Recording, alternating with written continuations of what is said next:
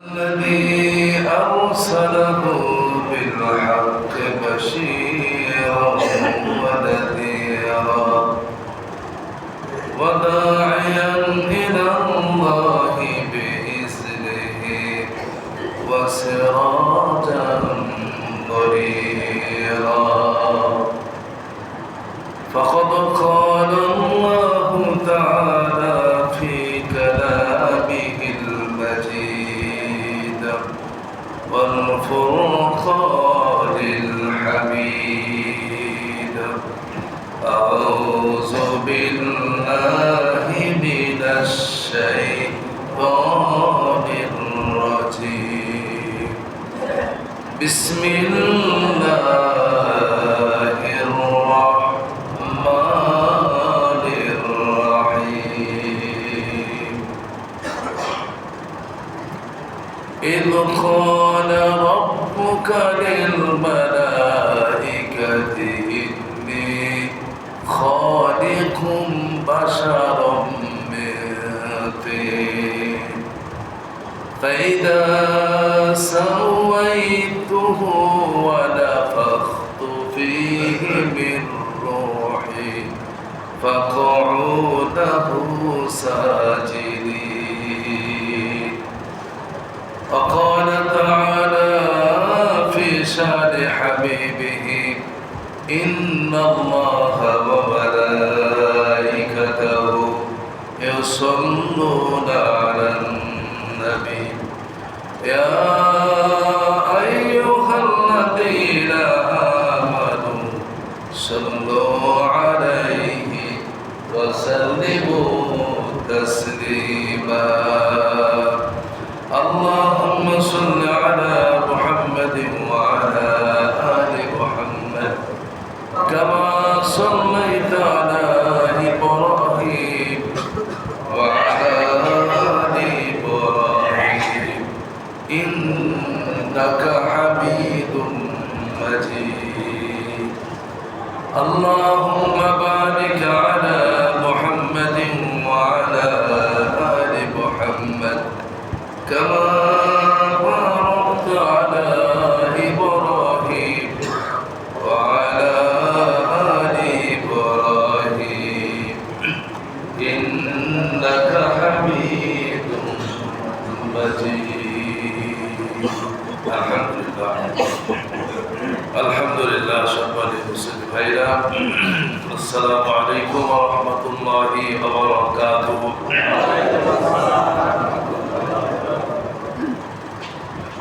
আল্লাহ পাকের শাহী দরবারে শুকর আদায় করছি যে মনিব আমাদেরকে আগামীর গণনা অনুযায়ী বৎসরের প্রথম মাসে আগামী বৎসরের প্রথম মাসের দ্বিতীয় জুমার নামাজ আদায়ের লক্ষ্যে আল্লাহ পাক আমাদেরকে কবুল করেছেন। আমরা উপস্থিত হতে পেরেছি, এজন্য শুকর আদায় করছি আলহামদুলিল্লাহ। আমরা আল্লাহ পাকের আলিশান দরবারে শুকর আদায় করছি যিনি আমাদেরকে আজকের এই মুহূর্ত পর্যন্ত হায়াত দিয়েছেন। পৃথিবীর বিভিন্ন জায়গা বিভিন্ন অবস্থানে যেখানে আজকে লক্ষ লক্ষ কোটি কোটি মুসলমানেরা আল্লাহ পাকের গুণগান করছেন, আল্লাহর প্রশংসা করছেন, জুমার নামাজ আদায়ের জন্য, আল্লাহ পাকের আরাধনা করার জন্য, আল্লাহর হুকুম মানার জন্য মানুষ আজকে এই মুহূর্তে আল্লাহর ঘরগুলিতে উপস্থিত হচ্ছেন। আর আমরা উপস্থিত হতে পেরেছি, এজন্য শুকর আদায় করছি আলহামদুলিল্লাহ। দরুদ ও সালাম প্রেরণ করছি বিশ্ব মানবতার মুক্তির দিশারি আকায়ে নামদার তাজদারে মদিনা দো জাহানের সরদার নবী মুহাম্মদুর রাসূলুল্লাহ সাল্লাল্লাহু আলাইহি সাল্লামের প্রতি যে নবীর উম্মত আল্লাহ পাক আমাদেরকে করেছেন, আমরা বলছি আলহামদুলিল্লাহ। বন্ধুগণ, মুহররম মাস চলছে। এখন কি মাস চলছে বলেন তো? মুহররম মাস, মুহররমুল হারাম, আল্লাহর মাস, একান্ত আল্লাহর মাস চলছে। বড় সম্মানিত মাস চলছে, কি বলেন ঠিক কিনা? এ মাসে আজকে এই দিনটি শুক্রবার, জুমাবার। এই দিনটি হচ্ছে এই মাসের মুহররম মাসের 10 তারিখ। কয় তারিখ বলেন? 10 তারিখ। এই মুহররমুল হারামের 10 তারিখের আলোচনা পৃথিবীর শুরু লগ্ন থেকে এত বেশি ইতিহাস এই দিনটি নিয়ে আছে যা বর্ণনা করে শেষ করা সম্ভব হবে না। কারণ আমরা সাধারণত মানুষ, আমরা যারা আছি, আমরা মনে করি যে কারবালার প্রান্তকে উপলক্ষ করে ইমাম হুসাইন রাদিয়াল্লাহু তাআলা আনহুর শাহাদাতকে উপলক্ষ করে যে ঘটনা সংঘটিত হয়েছে, এটাই মনে হয় মুহররমের 10 তারিখ, এটাই মনে হয় আশুরা। এটা আমরা মনে করি, কি বলে ঠিক কিনা? কিন্তু আসলে ব্যাপারটা এমন নয়। ব্যাপারটা হচ্ছে এই মুহররমের 10 তারিখ, মুহররম আশুরার দিনটি, এটা পৃথিবীর একেবারে শুরু লগ্ন থেকেই এর ফজিলত, এর বারাকাত অত্যন্ত বেশি। অন্য অন্য মাসের চাইতে, অন্য অন্য দিনের চাইতে সবচাইতে বেশি আলোচিত এবং সবচাইতে বেশি গুরুত্বপূর্ণ দিন হিসাবে মুহররমের 10 তারিখ বা আশুরার দিনকে বোঝানো হয়। কারণ আমরা সাধারণত জানি এই পৃথিবীটা আল্লাহ পাক সৃষ্টি করেছিলেন এই আশুরার 10 তারিখে। কয় তারিখে বলেন? এই মুহররমের আজকে যে 10 তারিখ, এই 10 তারিখে আল্লাহ পাক পৃথিবীটাই সৃষ্টি করেছেন। যে জমিনের মধ্যে আমরা বসে আছি, এটা জমিন ছিল না, এটা ছিল পানি। এই পানিতে আল্লাহ পাক যেদিন মাটি তৈরি করেন, এই পানির উপরে মাটি তৈরি করেন, তার মানে সাগরের সব ফেনাগুলি একসাথে করে ওখান থেকে মাটির সূচনা করেন। আর সেটা হলো বাইতুল মামুর, জান্নাতে যে মসজিদ রয়েছে, ফেরেশতারা যেখানে নামাজ পড়ে, সেখান বরাবর নিচে বাইতুল্লাহ শরীফ। এই বাইতুল্লাহ শরীফের এই জায়গাটুকু সর্বপ্রথম পৃথিবীর মধ্যে এখানের মাটিটাই আল্লাহ পাক সৃষ্টি করেন, সুবহানাল্লাহ। আর এই মাটিটা যেই দিন সৃষ্টি হয়, সেই দিনটি হচ্ছে এই মুহররমের 10 তারিখ, সুবহানাল্লাহ। কয় তারিখ? মুহররমের 10 তারিখ, আজকের এই দিন। তবে মনে রাখবেন, এই মুহররমের 10 তারিখে আল্লাহ পাক যেমন দুনিয়া সৃষ্টি করেছেন, মাটি সৃষ্টি করেছেন, ঠিক তেমনি ভাবে আবার এই পৃথিবীটাও আল্লাহ পাক মুহররমের 10 তারিখেই ধ্বংস করে দেবেন। কয় তারিখে? এই মুহররমের 10 তারিখ। তাও আবার দিনটি হবে কি বার? শুক্রবার। আজকে কি বার? মুহররমের কয় তারিখ? একটা সুযোগ গেল নাকি? হ্যাঁ, হতো তো পারতো, যে বলে ঠিক না? হতো তো পারতো, কারণ দিনে আর তারিখে বেড়ে যাচ্ছে। মুহররমের একই 10 তারিখ, আবার দিনটি হলো কি?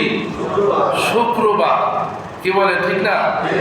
আর এখানে ঐতিহাসিকগণ এই দিনের ফজিলত বর্ণনা করতে গিয়ে তিনারাও বলেছেন যে এই দিনটিতেই কিয়ামত হবে মুহররমের 10 তারিখ, আর দিনটি হবে জুমাবার বা শুক্রবার, কি বলে ঠিক না? তো আজকের এই দিনেই আল্লাহ পাক এই পৃথিবীটাও ধ্বংস করে ফেলবেন। এছাড়া পৃথিবীর শুরু লগ্ন থেকেই অসংখ্য ঘটনা এখানে বর্ণিত হয়েছে। বিশ্বনবী মুহাম্মদুর রাসূলুল্লাহ সাল্লাল্লাহু আলাইহি সাল্লাম একবার হযরতে ওমর রাদিয়াল্লাহু তাআলা আনহুকে ডাকলেন, ওমর এইদিকে আসো। ওমর রাদিয়াল্লাহু তাআলা আনহু যখন আসলেন, তখন তিনি বললেন, বসো, আমি তোমাকে কিছু কথা শোনাই। রাসূল যেটা বলেন সেটাই তো হাদিস, কি বলে ঠিক না? তো বসো। তো ওমর রাদিয়াল্লাহু তাআলা আনহু বসলেন। বিশ্বনবী মুহাম্মদ রাসূলুল্লাহ সাল্লাল্লাহু আলাইহি সাল্লাম তিনি বর্ণনা করছেন যে দেখো এই মাসটি হচ্ছে মুহররম মাস, আর এই মাসের 10 তারিখটা হচ্ছে আশুরার দিন। এই দিনে যারা রোজা রাখবে আল্লাহ পাক তাদের অতীতের গুনাহ মাফ করে দিবেন। সুবহানাল্লাহ। আপনারা তো অনেকে রোজা রেখেছেন নাকি? আলহামদুলিল্লাহ, অনেকে রোজা রেখেছেন, কারণ এই দিন রোজা অত্যন্ত ফজিলতপূর্ণ রোজা। আবার অন্য হাদিসে আছে আগেরও গুনাহ আল্লাহ মাফ করে দেন, পিছের গুনাহ আগের গুনাহ আল্লাহ মাফ করে দেন। কিভাবে মাফ করেন? যে আল্লাহ রাব্বুল আলামিন তার পিছনের যে অপরাধগুলি ছিল সেগুলো মাফ করেন এবং সামনে যেন অপরাধ না করতে পারে আল্লাহ পাক অপরাধের মাঝে আর তার মাঝখানে একটা পর্দা এঁটে দেয়, সুবহানাল্লাহ, যাতে করে সে গুনাহ করতে না পারে। এজন্য আল্লাহ তাকে ইবাদত করে। কথা বোঝা গেল? তাহলে এই দিনের রোজার ফজিলত বর্ণনা করলেন। হে ওমর, শোনো, এই দিনে যারা রোজা রাখবে আল্লাহ পাক তাদের অতীতের গুনাহগুলি মাফ করে দিবেন। সুবহানাল্লাহ। আমার ভাইরা, আল্লাহর নবী সাহাবী ওমর রাদিয়াল্লাহু তাআলা আনহুকে সামনে বসায়া তিনি আরো বর্ণনা করলেন, দেখো এই দিনে আল্লাহ রাব্বুল আলামিন পৃথিবী সৃষ্টি করেছেন এবং পৃথিবীর প্রথম মানুষটাও আল্লাহ এই দিনে বানিয়েছেন। সুবহানাল্লাহ। এই দিনে আল্লাহ পাক পৃথিবীর প্রথম মানুষ নাম কি বলেন তো? হযরতে আদম আলাইহিস সালামকে আল্লাহ পাক সৃষ্টি করলেন। সে কথা আল্লাহ এখানে বলেছেন, ইয ক্বালা রাব্বুকা লিল মালাইকাতি ইন্নী খালিকুম বাশারাম মিন তিন। আল্লাহ পাক ফেরেশতাদেরকে বললেন বাশারাম মিন তিন, তার মানে আমি কাদা যুক্ত মাটি দিয়ে মানুষ বানাতে চাই। সুবহানাল্লাহ। আর এই মানুষের এক্সাক্টটা মানে বডিটা তোমরা বানাবা, তার মানে মুখ বানাবা, হাত বানাবা, কান বানাবা, মাথা বানাবা, যা আছে অঙ্গ প্রত্যঙ্গ সব তোমরা বানাবা। আমার ভাইয়েরা, ফেরেশতারা আদম আলাইহিস সালামের দেহ বানাচ্ছেন, কেউ মাথা বানালেন, কেউ চোখ বানালেন, কেউ নাক বানালেন, কেউ হাত বানালেন, এইভাবে করে পুরা অঙ্গটা বানালেন। আল্লাহ রাব্বুল আলামিনকে বলা হলো, আল্লাহ আমরা বানিয়েছি, আদম তৈরি হয়ে গেছে। আল্লাহ রাব্বুল আলামিন এসে দেখলেন আদম বানানো হয়েছে, কিন্তু আল্লাহ ডাক দিয়ে বললেন, ফেরেশতারা শোনো, তোমরা আমার আদমকে বানিয়েছো, আমি আল্লাহর কাছে একটু ভালো লাগে না, আমার পছন্দের হয় না। কি বানাইছো তোমরা? তোমাদের বানানোটা আমার একেবারে পছন্দ না। অতএব আমি নিজ হাতে আমার আদমকে বানাতে চাই। আরো জন্য বলুন সুবহানাল্লাহ। আদমকে বানাতে চাই আমার কুদরতি হাত দিয়ে, নিজের হাতে। আল্লাহ পাক তার নিজের হাত দিয়ে মাটি নিলেন, মাটি কাদা মাটিকে আল্লাহ পাক হাত বানালেন, মুখ বানালেন, চোখ বানালেন, এই কপাল বানালেন, নাক বানালেন, মাথা বানালেন, সম্পূর্ণ স্ট্রাকচার আল্লাহ নিজেই হাতে বানিয়েছেন। পুরাটা বডি যখন তৈরি হয়ে গেল তখন ফেরেশতাদেরকে বলল, ফেরেশতারা দেখো তো কেমন হয়েছে। সুবহানাল্লাহ বলবেন না? দেখছেন, আল্লাহ নিজে বানালেন, ফেরেশতারা আগে বানালো, আল্লাহর পছন্দ হলো না। এরপরে যখন আল্লাহ নিজে বানালেন তখন ফেরেশতাদেরকে বললেন, দেখো আমার বানানোটা কেমন হয়েছে। সুবহানাল্লাহ। আমার ভাইয়েরা, ফেরেশতারা আদম আলাইহিস সালামের দেহটা দেখে, আল্লাহর নিজের হাতে বানানোটা দেখে ফেরেশতারা ডাক দিয়ে বলে, আল্লাহ এই পর্যন্ত তুমি যা কিছু বানিয়েছ, আমরা আজকে আদমকে দেখি মনে হলো এই আদমের চাইতে সুন্দর আরো কিছু তুমি আর বানাবো না। আরো ধরো বলুন সুবহানাল্লাহ। আমাদের মনে হলো এই পর্যন্ত তুমি যা কিছু বানিয়েছ এই সবটার চাইতে আদম আলাইহিস সালাতু ওয়াস সালামই বেশি সুন্দর। জোরে বলুন বানালেন কে? আল্লাহ নিজ হাতে বানালেন। আপনাকে বানিয়েছেন, আপনার বাবাকে বানানো মানে আপনাকে বানিয়েছেন। দেখুন তো একজনের চেহারার সাথে আরেকজনের চেহারার হুবহু মিল কি পাওয়া যায়? কথা কয় না কেন? আছে নাকি? একজনের ঠোঁট আর আরেকজনের ঠোঁট কি একরকম হয়? একজনের নাক একটু না একটু ব্যস্তম থাকবেন, কারণ একজনের সাথে যদি আরেকজনের মিল হয়ে যায় তাহলে সেখানে সমস্যা সৃষ্টি হয়। যারা বলো ঠিক কিনা? এজন্য আল্লাহ নিজ হাতে এমন ভাবে বানালেন যে পৃথিবীতে একজনের সাথে যেন আরেকজনের হুবহুব মিল না হয়ে যায়। যারা বলুন সুবহানাল্লাহ। আমার ভাইয়েরা,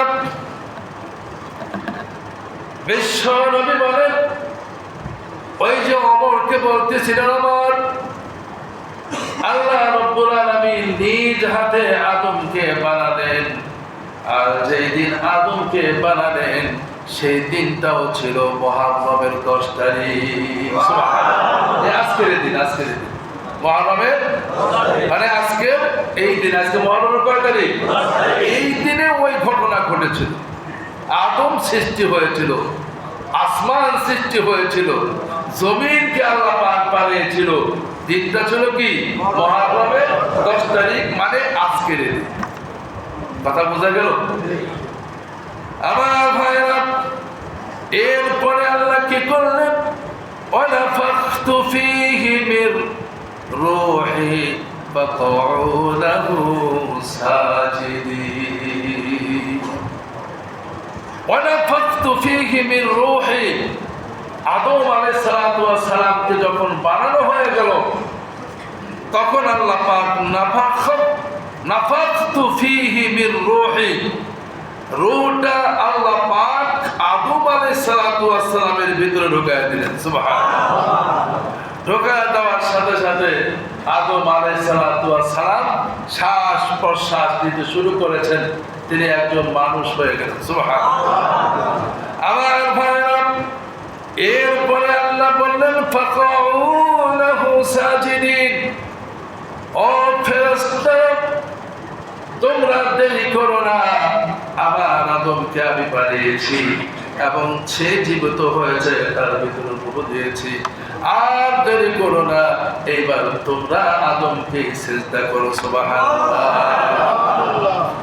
আল্লাহ বলতে দেরি হয়েছে, ফাসাজাদাল মালাইকাতু কুল্লুহুম আজমাইন।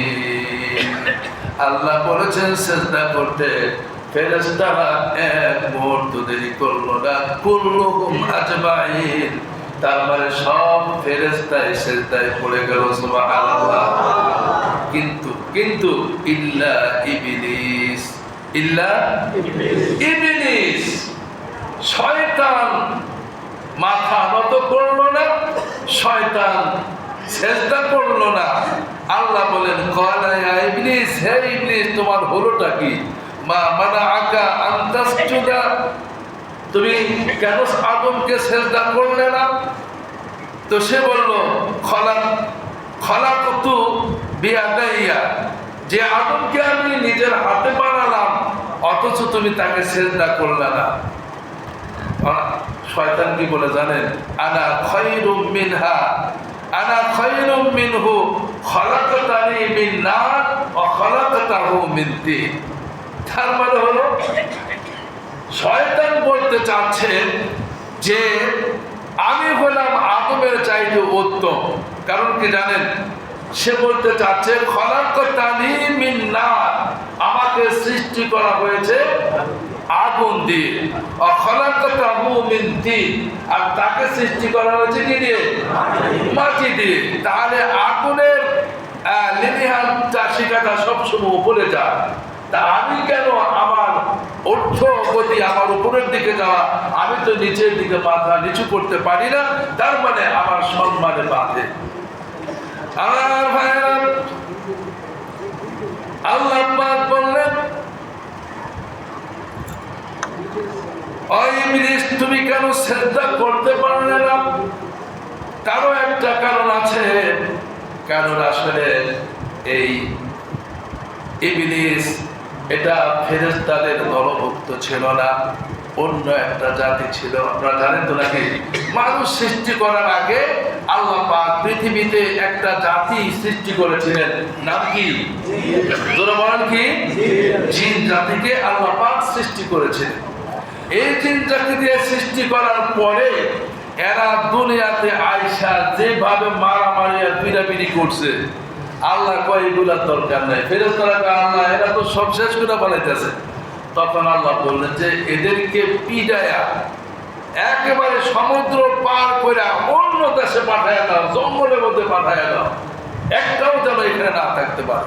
আমি নতুন করে মানুষ সৃষ্টি করব। তো ফেরেশতারা এসে সবটির পিডায়া একেবারে সমুদ্রের ওপারে পাঠায় দিল, আর জঙ্গলের ভিতরে সব যায় বসবাস করলো। কিন্তু সমস্যা হলো, যাওয়ার সময় জিনের একটা বাচ্চা ওরা ভুলে ফেলে গেছে। কার বাচ্চা? জিনেদের একটা ছোট বাচ্চা, এটাকে ফালায় চলে ভুলে। ফেরেশতারা সবটি তাড়ানোর পরে দেখে একটা জিনের বাচ্চা বসে বসে কাঁদে। তখন দেখতে খুব সুন্দর, মায়াও লাগে। তখন ফেরেশতারা ডাক দিয়ে বলে, আল্লাহ জিন তো তাড়াইলাম, কিন্তু বাচ্চা তো একটা রয়ে গেছে, আর এটাতে কি করবো? মারবো নাকি রাখবো? মারবো না রাখবো? তুমি কি বলো? তো ওইটার আর মাইনা লাভ নেই, রাইখা দাও, তোমাদের সাথে রাইখা দাও। ফেরেশতাদের সাথে থাকতে শুরু করলো। আল্লাহ পাক এই ছোট বাচ্চাকে জিবরাইলের মাধ্যমে তাকে খাবারের ব্যবস্থা করালেন। সুবহানাল্লাহ। জান্নাতি খাবার খেয়ে সে মোটা তাজা হয়ে এরপরে ফেরেশতাদের সাথে থাকতে থাকতে এখন তার নাম হয়ে গেল আযাজিল। কি বলেন? জোরে বলেন না। আপনাদের নতুন মনে হচ্ছে নাকি? আযাজিল নাম কি? আযাজিল। আযাজিল এই ফেরেশতাদের সাথে থাকতে থাকতে ইবাদত করতে করতে এমন একটা পর্যায়ে চলে গেল, যাওয়ার কারণে সে ফেরেশতাদের সর্দার হয়ে গেল। সুবহানাল্লাহ। ফেরেশতাদের কি হয়ে গেল? সর্দার হয়ে গেল। সর্দার হওয়ার পরে যখন আল্লাহ আদমকে বানালেন, সেজদা করতে বললেন, তখন সে আর সেজদা করলো না, কারণ তার মধ্যে ফেরেশতার আচরণ নাই, তার মধ্যে আছে কার? জিনের আচরণ। কিসের আচরণ? সে যতই ইবাদত করো, কিন্তু আচরণটা কি? স্বভাবটা কি? জিনের। মানে সে অহংকার করলো না, আমি আগুনের তৈরি, ফেরেশতারা তো নূরের তৈরি। সে বললো আমি আগুনের তৈরি, আমি কোনোদিন মাটিকে সেজদা করতে পারি না। আল্লাহ বলে ফাখরুজ মিনহা ফাইন্নাকা রাজিম, বের হ, বের হ আমার দরবার থেকে, বের করে দিলেন আল্লাহ পাক, বের করে দিলেন তাকে। আর যেই দিন বের করে দিলেন সেই দিনটাও ছিল কি? মুহররমের 10 তারিখ। অনেক ঘটনা। আপনারা তো, আমরা তো এই যুগে এসে মানুষ মনে করে খালি মুহররম কারবালার ঘটনাই এটাই মনে হয় মুহররমের 10 তারিখ, আর কিচ্ছু ঘটে নাই। অথচ দেখেন পৃথিবীতে আল্লাহ বানালেন সেই দিনটাও ছিল কি? মুহররমের 10 তারিখ। কি বলেন? ঠিক না? তাহলে এই ঘটনাটা, তার মানে মুহররমের ফজিলতটা কি কারবালা থেকে শুরু হলো নাকি পৃথিবীর শুরু থেকে শুরু হলো? কথা বলেন না কেন? পৃথিবীর শুরু থেকে বুঝতে হবে, জানতে হবে। আমরা তো বুঝিও না, জানিও না, এদিকে আলোচনা হয়, ওই দিক দিয়ে বাস আমাদের কান দিয়ে বের হয়ে যায়, কারণ মনের যোগে তো না।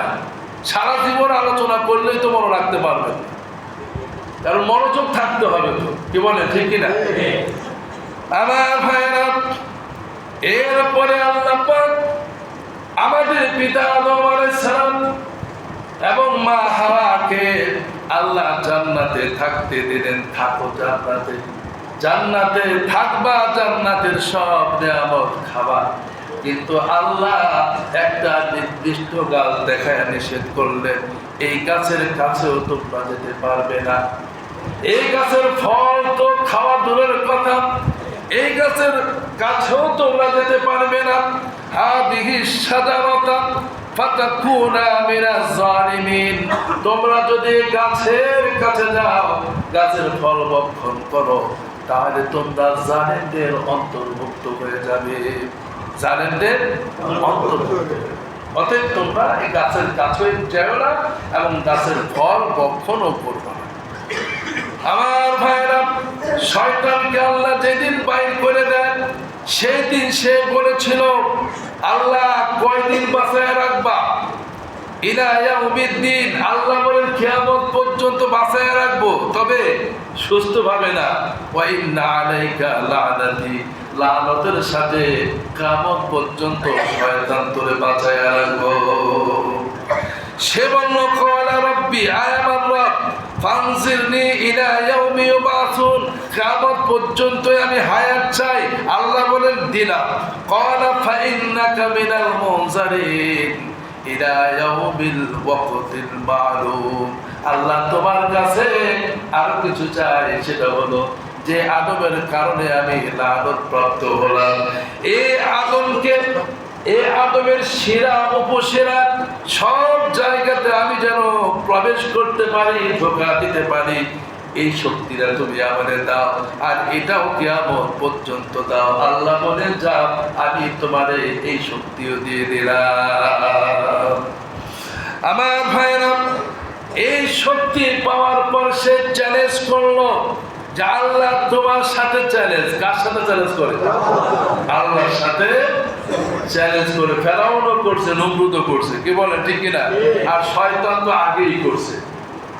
শয়তান কয় চ্যালেঞ্জ করলাম, আল্লাহ কয় কি চ্যালেঞ্জ? কয় যে পাওয়ার আমাদের দিছো, একটারে জান্নাতে যেতে দিব না, একটা আদমের সন্তান জান্নাতে যেতে দিব না।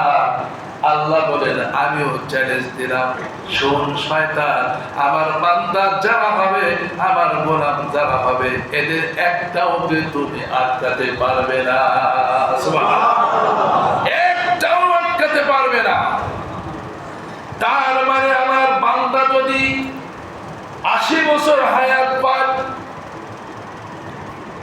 80 বছর হায়াত পান, 70 বছর যদি অন্যায় করে, এবং কি 79 বছর যদি অন্যায় করে, 79 বছর 9 মাসও যদি অন্যায় করে, 1 মাস সময় যদি হাতে পায়, আর যদি সে তার ভুলের কথা সে বুঝতে পারে অন্যায় করেছি, নফসের প্রতি জুলুম করেছি, অন্যায় থেকে ফিরে এসে তওবা করে যদি আমি আল্লাহর কদমে সিজদায় পড়ে যাই, আর আমার কাছে চোখের পানিগুলো ছেড়ে দিয়ে গুনাহের জন্য কাঁদে, খাঁটি তওবা যদি করে ফেলে, আমি আল্লাহ মুহূর্তের ভিতরে 70 বছরের গুনাহ মাফ করে দিব। আরো জোরে বলুন সুবহানাল্লাহ।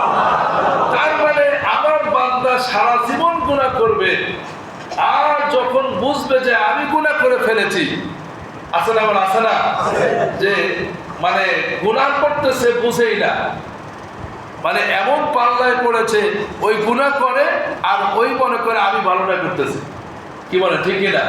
এমন কিছু লোক আছে দেখবেন, কিছু কিছু পীরের দরবার আছে যেখানে গেলে ইমানে থাকে না, ওখানে যায় কয় যে আমি তো ভালো করি, কারণ পীর বাবা দর্শি, জান্নাতে গেলে আমি যাব। নাউজুবিল্লাহ। এরকম লোক আছে না নাই? জোরবা আছে না নাই? এরকম লোক আছে, ও মনে করে আমি সবচাইতে ভালো কাজ করছি, কিন্তু সে যে শিরিক করছে, সে যে বিদআত করছে, সে যে তার আমল নষ্ট করে ফেলছে, সে কিন্তু বুঝতে পারছে না, কি বলে ঠিক কিনা? ও মনে করছে যে আমি ভালো কাজ করছি। ভালো কাজের নিয়তে মানে কোনটা ভালো কোনটা মন্দ এটাও সে তারতম্য করতে পারছে না, হিতাহিত জ্ঞান তার মধ্যে নাই, এইভাবে সে গোমরাহ হয়ে যায়। আমার ভাইয়েরা, আল্লাহ বলেন শয়তান চ্যালেঞ্জ করলাম আমিও, আমার বান্দা এই গুনাহ করার পরেও যদি বোঝে আমি গুনাহ করে ফেলেছি, মরতে হবে, আল্লাহর সামনে দাঁড়াতে হবে, আমার সারা জীবনের হিসাব দিতে হবে, এমনটি চিন্তা করে যদি 1 মাস হায়াত থাকতেও যদি আমার কাছে তওবা করে, আমি আল্লাহ দেরি করি না, বান্দার তওবা কবুল করে অতীতের গুনাহগুলি মাফ করে দেই। আর জোরে বলুন সুবহানাল্লাহ। তার মানে কি? তার মানে বান্দা আমার যারা হবে তাদেরকে তুই ধোঁকা দিয়ে পথ ভ্রষ্ট করতে পারবি না। আমার ভাইরা, শয়তান প্রথম ধোঁকা দিল আদম আলাইহিস সালামকে। ধোঁকা দেওয়ার কারণে আদম আলাইহিস সালাম স্বামী স্ত্রী মিলে যখন ওই গন্ধবের ফল খেয়েছে, আল্লাহকে ডাক দিয়ে বলে, আল্লাহ প্রথম মিশনে আমি পাস করলাম। আল্লাহ বলে, শয়তান শুনে রাখ, আমার বান্দা দুনিয়াতে যাবে, আমার বনি আদম দুনিয়াতে গিয়ে আমার গোলামি করবে, আমি ছাড়া কারো কাছে মাথা নত করবে না, আমার গোলামি ছাড়া কারো গোলামি করবে না, আমার প্রতিনিধিত্ব দায়িত্ব তারা দুনিয়াতে আদায় করবে, এজন্য আমি বান্দা দুনিয়াতে পাঠাবো। তোর এই আক্রমণ সাকসেসফুল হলো না, কারণ আমি তো এমনি আদমকে জান্নাত থেকে দুনিয়াতে পাঠাতাম। আমার ভাইয়েরা, যেই দিনটি আল্লাহ রাব্বুল আলামিন হযরত আদম আলাইহিস সালাম মা হাওয়াকে দুনিয়াতে পাঠালেন, সেই দিনটা হচ্ছিল মুহররমের 10 তারিখ। সুবহানাল্লাহ। মুহররমের কয় তারিখ? 10 তারিখ। তার মানে এই 10 তারিখ সেই 10 তারিখ যেই 10 তারিখে ইমাম হোসাইনকে শহীদ করা হয়েছে। এই মুহররমের 10 তারিখ সেই 10 তারিখ যেই 10 তারিখে আদম আলাইহিস সালাম মা হাওয়া আলাইহিস সালামকে আল্লাহ দুনিয়াতে পাঠাইছেন। তার মানে এই 10 তারিখের ফজিলতে সেখানে ছিল। তার মানে কি? আল্লাহ পাক সব রকমের বিপদ থেকে এই 10 তারিখে মানুষকে হেফাজত করেছে। আবার এই 10 তারিখে অনেক উত্থান পতন হয়েছে। কি বলে, ঠিক কিনা? হযরতে নূহ আলাইহিস সালামের কথা আপনারা শুনেছেন। এই যে পুরা পৃথিবীটা আল্লাহ পাক ধ্বংস করে দিলেন, মাত্র 80 জন মানুষ ইসলাম গ্রহণ করেছে 950 বছর দাওয়াত দেওয়ার পরে। কয় শত বছর? 950 বছর দাওয়াত দেওয়ার পরে যখন এই কি বলেন 80 জন মুসলমান হলো, তখন আল্লাহ পাক নূহ আলাইহিস সালামকে ডাক দিয়ে বলেন, হে নূহ, শোনো, আমি তোমাকে সিদ্ধান্ত জানাই দিচ্ছি।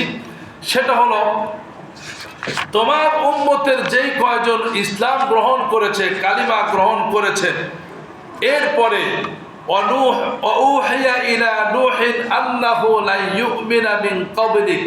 তার মানে এই কয়জন ছাড়া আর একটাও ইসলাম গ্রহণ করবে না।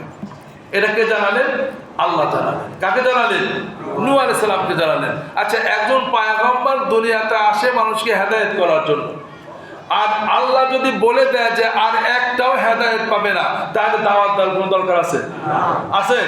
তখন তিনি আল্লাহকে বললেন, আল্লাহ আর এই উম্মতের দরকার নাই, এই জাতিকে ধ্বংস করো, কারণ এদের থেকে যারা আসবে এরাও কাফের হবে, এরাও বেঈমান হবে, অতএব এই জাতির দরকার নাই, আল্লাহ তুমি ধ্বংস করে দাও। হযরতে নূহ আলাইহিস সালাম দোয়া করলেন, আল্লাহ পাক গোটা জাতি ধ্বংস করার জন্য পরিকল্পনা করলেন, হে নূহ, শোনো, একটা নৌকা বানাও, কিস্তি বানাও। তো ওই দেশের মানুষ ইতিপূর্বে আর নৌকা না দেখার কারণে এইটা আবার নৌকা তো ছিল না, ইতিপূর্বে নৌকা ছিল না, নূহ আলাইহিস সালামও জানেন না। হযরতে জিবরাইল আলাইহিস সালাম এসে বলে দিলেন, এইভাবে কাঠ লাগাও, এইভাবে লোহা মারো, এইভাবে হাতুড়ি দিয়ে পিটাও, তাহলে একটা নৌকা হয়ে যাবে। বানালেন 3 তালা নৌকা। কয় তালা?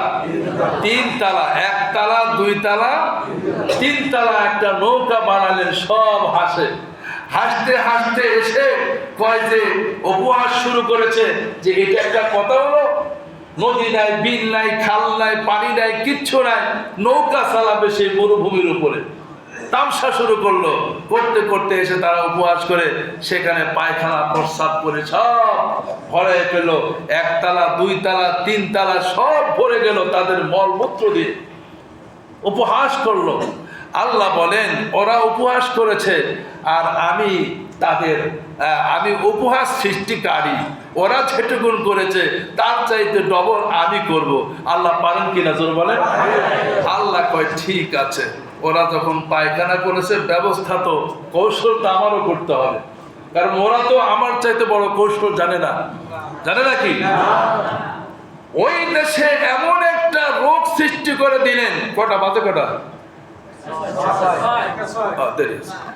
তো ওই দেশে আল্লাহ পাক এমন একটা রোগ সৃষ্টি করে দিলেন, যেই রোগের কারণে মানুষের শরীর পচে গলে নষ্ট হতে শুরু হয়েছে। এমন একটা রোগ, যে রোগের কারণে শরীর পচে যাচ্ছে, প্রতিটি ঘরে প্রতিটি মানুষের একই অবস্থা। তো এই রোগী, তার মানে এই পচা শরীর নিয়ে ওইটাও গেছে পায়খানা করার জন্য। কোথায়? নূহ আলাইহিস সালামের নৌকায় পায়খানা করতে গিয়ে ঘটনাক্রমে শক্তিশীল না শরীরে পড়ে গেছে, একবারে 3 তলা থেকে কি আন্ডারগ্রাউন্ড একবার নিচে চলে গেছে, পুরা মাখায়া। এরপরে বাড়িতে যাওয়ার পরে, গোসল করার পরে দেখলো যে তার শরীরে আর কোনো রোগ নাই। কি নাই? মানে ক্ষতবিক্ষত নাই, পচা করা নাই, সে একেবারে সুস্থ সবল। এখন সবাইকে হাই সর্বনাশ, এত ডাক্তার, এত কবিরাজ, এত মলম লাগাইয়া কাজ হইল না। এখন দেখি ওই পায়খানা, নূহ আলাইহিস সালামের নৌকার পায়খানা দিয়ে লোক ভালো হয়ে যায়, প্রতিযোগিতা লাগছে, সবাই কার আগে কে আনতে পারে, বালতি ভরে ভরে আনে। আল্লাহ কয় এইটাই তো আমি চাইছি। সুবহানাল্লাহ। আল্লাহ কি বলে? আমি তো এটাই চাই। আমাকারু ওয়া মাকারাল্লাহ, আল্লাহু খায়রুল মাকিরিন। কি বলে? ঠিক না? ওরা পরিকল্পনা করে, আমি কৌশল করি। আল্লাহ বলে আমি কৌশল করি, আমি কৌশল করেছি। এমন ভাবে বালতি ভরে ভরে আনতে শুরু করলো। 3 তলা একটা নৌকার যত মলমূত্র ছিল সব পরিষ্কার হয়ে গেলে এখন আর নাই, কিন্তু রোগী তো এখনো বাকি আছে। কি বল, মাইকের কি সাউন্ড কমে যাচ্ছে নাকি? এরপরে পায়খানা শেষ, রোগী কিন্তু এখনো আছে, রোগী শেষ হয় না, কারণ সারা দুনিয়ার মানুষ তো ওই সময়। এখন এই ঔষধ পাবে কোথায়? যায় দেখা যায় নাই, সব ক্লিয়ার। তা এরপরে যারা পরে আসছে, ওরা নৌকাটারে ভালো করে পানি দিয়া ধুইয়া, সুবহানাল্লাহ কি বললাম, পানি দিয়া সুন্দর করে ধুয়ে মুছে এরপরে বাকিটা নিয়ে শরীরে মাখছে। তো আল্লাহ কয় আমি এই কৌশলটাই করেছিলাম। সুবহানাল্লাহ।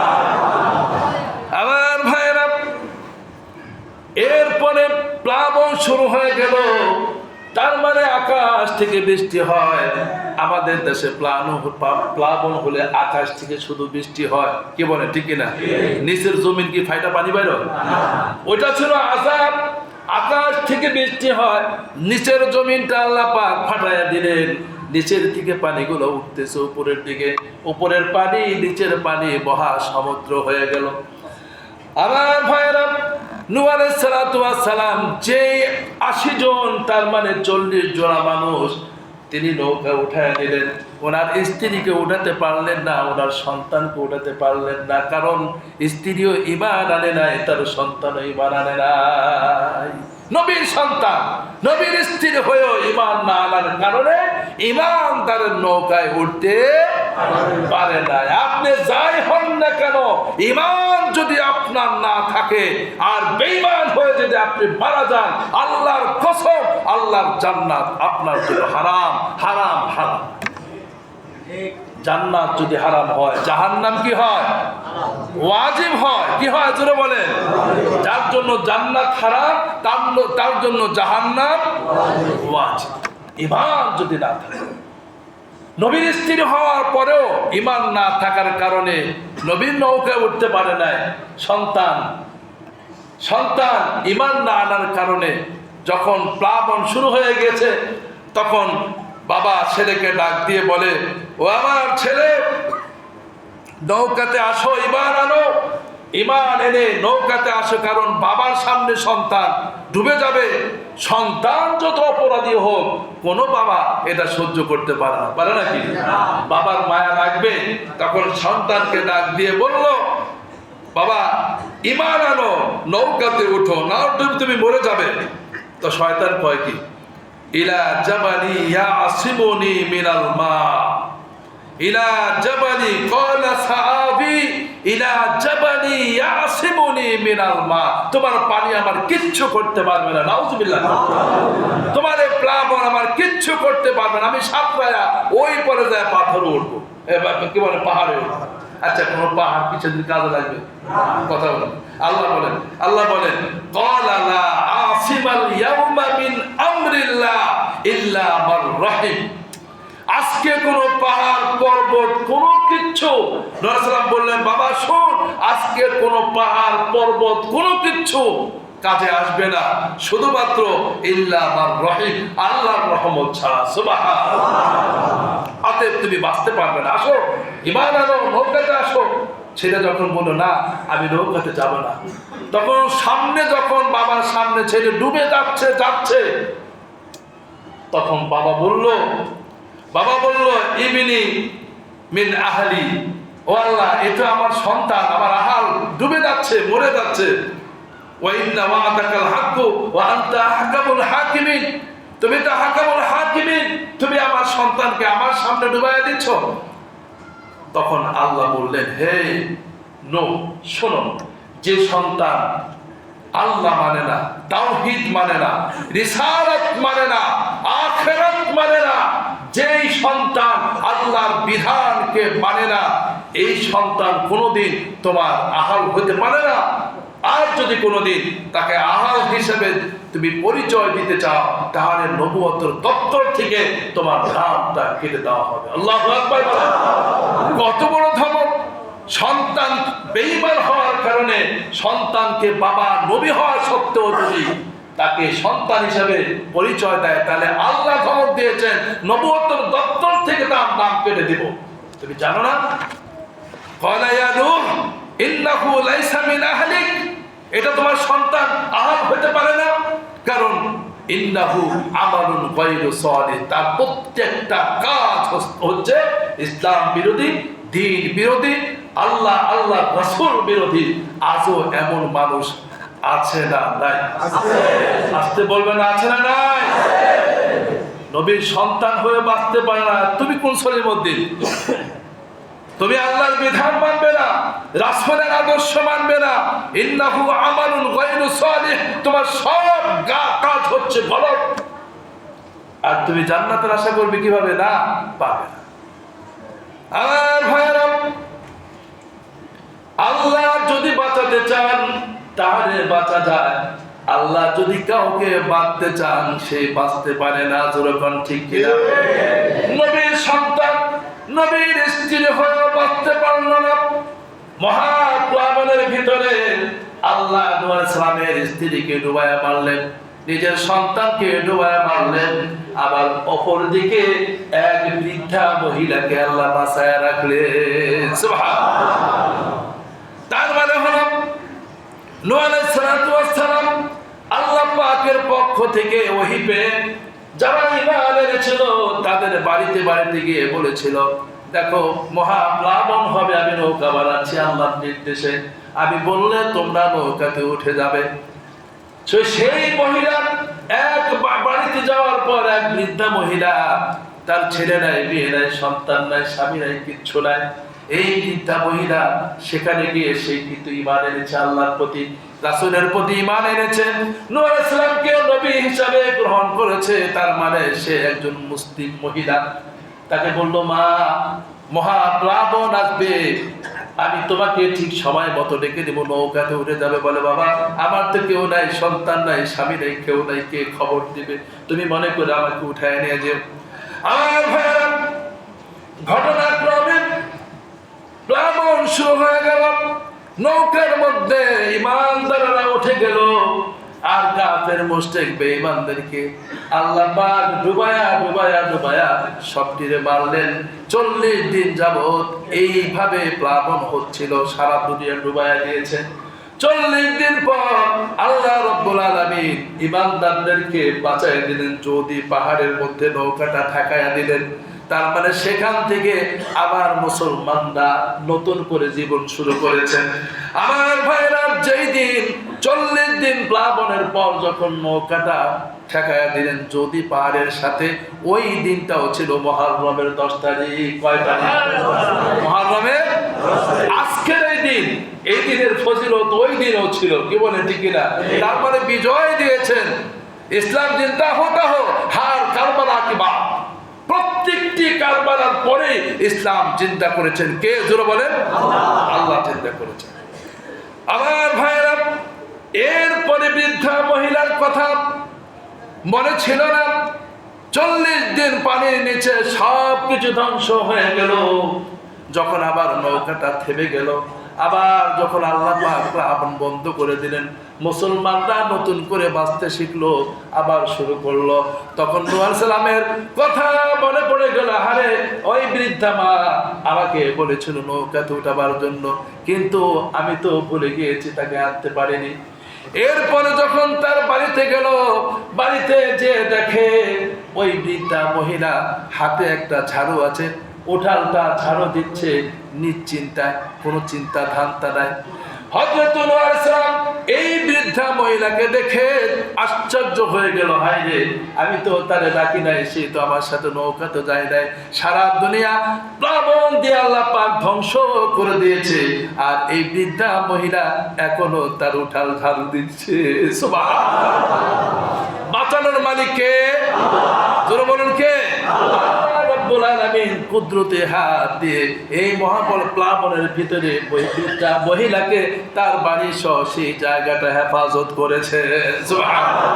তাহলে মুহররমের ফজিলত সম্পর্কে আমরা যে আলোচনা করছিলাম, সেখানে হচ্ছে যে মুহররমের 10 তারিখের ফজিলত, এটা ওই নূহ আলাইহিস সালামের বিজয় হয়েছিল যেই দিন, সেই দিনটাও ছিল মুহররমের 10 তারিখ। এরপরে আরো অসংখ্য ঘটনা আছে।